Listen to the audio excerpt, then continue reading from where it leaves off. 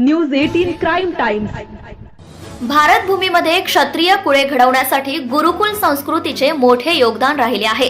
गुरु द्रोणाचार्य, गुरु संदीपान ऋषी, गुरु वशिष्ठ ऋषी, गुरु द्रोणाचार्य, गुरु आचार्य यांनी खूप सारे शिष्यरूपी वृक्ष घडवले, वाढवले आणि याच ऋषी परंपरेतून भारत भूमीच्या सुपीक जमिनीमधून सुसंस्कृत विस्फरलेला वटवृक्ष उभा राहिला।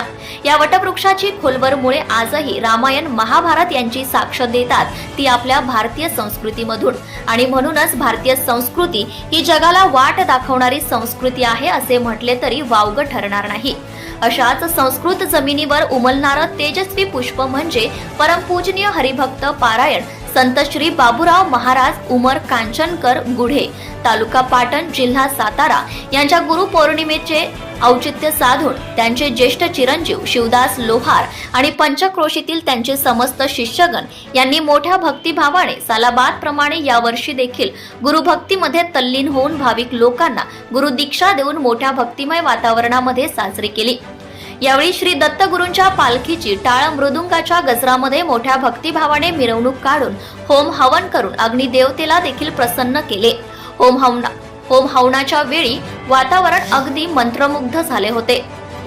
आबाल वृद्धांनी पालखी सोहळ्यात भाग घेऊन महाप्रसादाचा लाभ घेतला। अशा गुरु शिष्य परंपरेचा अलौकिक सोहळा पाहून मंत्रमुग्ध झाल्यासारखं प्रत्येक भाविकाला वाटलं। गुरु शिष्य परंपरा जगाला तारक ठरणारी नक्कीच असेल।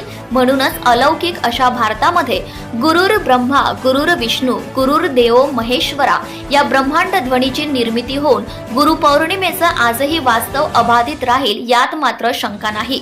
व्हिडिओ जर्नलिस्ट रामदास लोहार सहित मुख्य संपादक Shri Uttam Desai, news 18 crime times, Gudhe, Maldan. Subscribe now and press the bell icon. Never miss an update.